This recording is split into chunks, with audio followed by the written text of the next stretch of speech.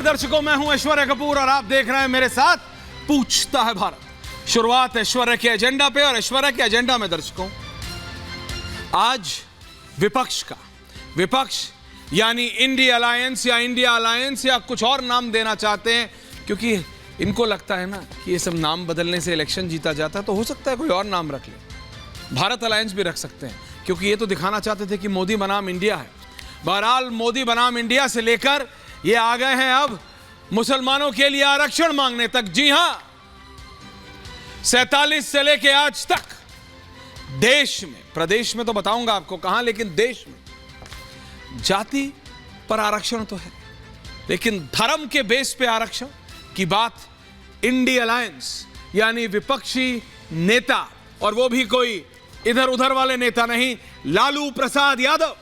जी हां, बिहार के पूर्व मुख्यमंत्री, आरजेडी के अभी भी सर्वोच्च नेता, चाहे अपने बेटे को पुत्र मोह में उन्होंने उप मुख्यमंत्री जरूर बना दिया हो, लेकिन आरजेडी अभी भी लालू प्रसाद यादव के कहने पे चलती है।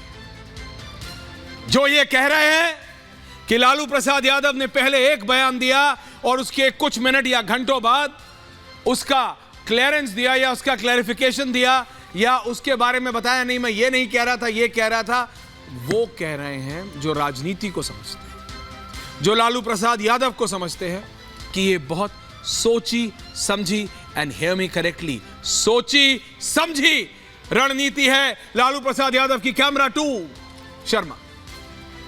अभी दर्शकों, आज की तारीख में देश में अभी आरक्षण का क्या है हिसाब, जरा आपको बता दूं शर्मा जी, जरा इतने दिनों बाद आप दोबारा कर रहे हैं पूछता है भारत, उम्मीद है कि आज आप ग्राफिक्स चला पाएंगे।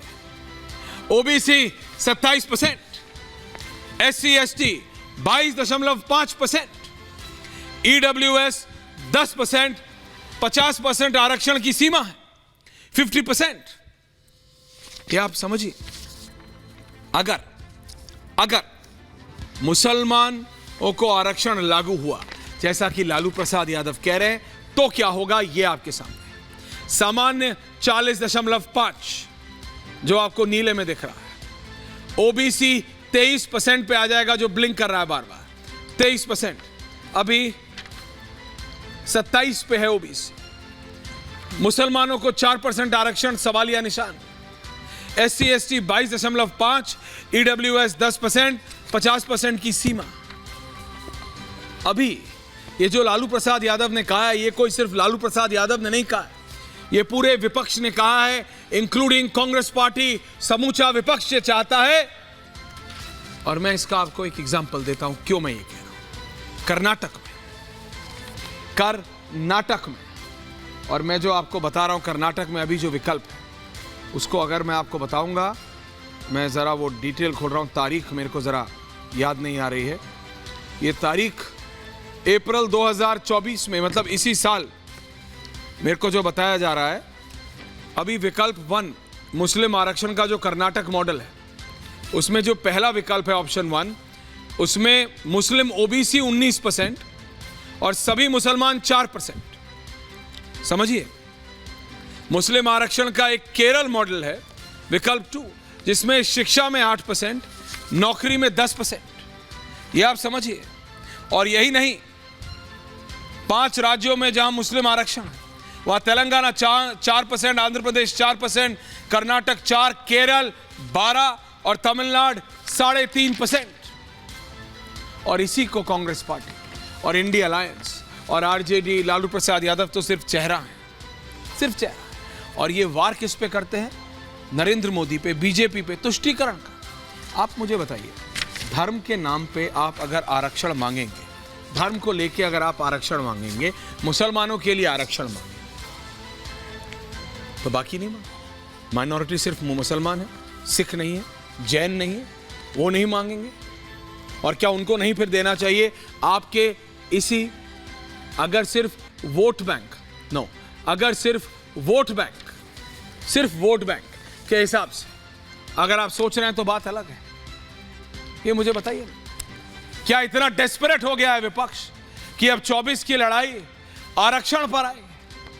ये हो रही है, यही है रियलिटी। और अगर है तो फिर विपक्ष खुल के सामने आ जाए और बताए। और ये आपको सोचना है दर्शकों कि तुष्टीकरण की राजनीति कौन कर रहा है, बीजेपी या कांग्रेस, मोदी या राहुल, मोदी या लालू, पूछता है भारत। ये जरा देखिए मोन्टाज और उसके बाद डिबेट करते हैं, समझने की कोशिश करते हैं, जरा देखिए।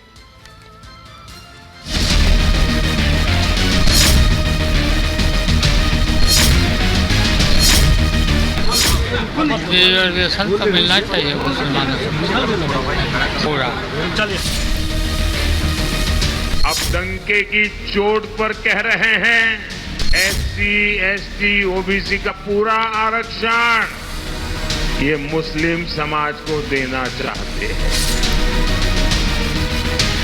लालू यादव का ये वक्तव्य पिछड़ों के आरक्षण के खिलाफ। अमित शाह आकर बोल रहे हैं, नरेंद्र मोदी बोल रहे रिजर्वेशन निकाल देंगे। भारत के विभाजन की आधारशिला इनके द्वारा रखी जा रही है, जिसको मतदाताओं को जिस पर अपना जवाब देना चाहिए। पूछता है भारत। भारतीय जनता पार्टी के राज्यसभा के सांसद हैं सुधांशु त्रिवेदी, माइक लग रहा है। वरिष्ठ पत्रकार अनंत विजय जी हैं। अनंत विजय जी, मैं एक दिन अपना कैमरा पर्सन भेजने वाला हूं आपके घर पे। या आपके सर के पीछे से एक लाइट जलती है, या आपका फ्रेम ठीक कराना है अनंत विजय जी, मैं ठीक करा रहा हूं, मैं ये ठीक करवा रहा हूं। डॉक्टर रिजवान अहमद हमारे साथ, वरिष्ठ पत्रकार राहुल देव जी हैं, वरिष्ठ पत्रकार शरद प्रधान जी हैं। मैं पहले चाहता हूं ये 5 लोग, मुमताज आलम रिजवी जी हैं, मैं आ रहा हूं, और दानिश कुरैशी भाई मैं आ रहा हूं आप लोगों के पास। लेकिन पहले ये 5 लोग कहना है वो है, ओनली 5 पीपल जिनका मैंने नाम लिया, सुधांशु त्रिवेदी, अनंत विजय, डॉक्टर रिजवान अहमद, राहुल देव और शरद प्रधान। शरद जी, मैं सबसे पहले आपके पास आ रहा हूं। Only 5 people, tall window. Sharad Pradhan ji, आपका क्या कहना है, होना चाहिए मुसलमानों के लिए रिजर्वेशन? ठीक लगता है आपको शरद जी? भाई ये नहीं, ये बिल्कुल जो चीज कॉन्स्टिट्यूशन में है उसके बियॉन्ड करना बिल्कुल गलत है। लेकिन आपको एक चीज नजरअंदाज कर रहे हैं, आपको मालूम जरूर होगा, बहुत जानकार हैं, कि मंडल कमीशन में एक कैटेगरी थी मुस्लिम बैकवर्ड्स की, और उसमें चला आ रहा है वो आरक्षण। अगर उसी को आप ट्विस्ट करके बताना चाह रहे हैं कि ये नया आरक्षण इंट्रोड्यूस किया जा रहा है, जो मुझे समझ में आ रहा है, तो बिल्कुल ये सरासर ये बीजेपी का एजेंडा लेके चलने वाली बात है। क्योंकि बीजेपी इस पे उतारू हो गई जब से उन्होंने बात करी कॉन्स्टिट्यूशन बदलने की। उनको ये खतरा लगा कि अब तो लोग ये समझेंगे कि हम आरक्षण बदलना चाह रहे हैं, और कांग्रेस और विपक्ष ने उसको चलाया कि भाई ये खत्म करना चाहते हैं अंबेडकर का कॉन्स्टिट्यूशन, इसलिए क्योंकि इन्हें schedule caste, schedule tribe, backward का रिजर्वेशन खत्म करना है। तो काउंटर अटैक में आदमी, offence is the best form of defence, वो लेकर के प्रधानमंत्री नरेंद्र मोदी ने ये कहानी गढ़ना शुरू कर दी और तरह तरह का हिंदू मुस्लिम डिवाइसिव पॉलिटिक्स शुरू कर दी, जो कि निहायत शर्मनाक है। उस देश को डिवाइड करने के लिए इससे ज्यादा और कोई तरीका नहीं हो सकता।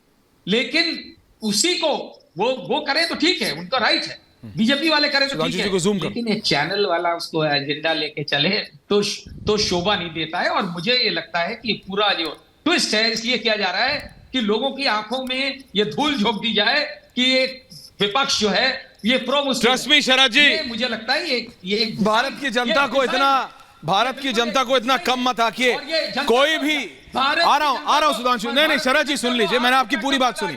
ओपनिंग कमेंट्स है शरद जी, लेट्स नॉट डिबेट ओपनिंग में, करेंगे डिबेट, रिलैक्स।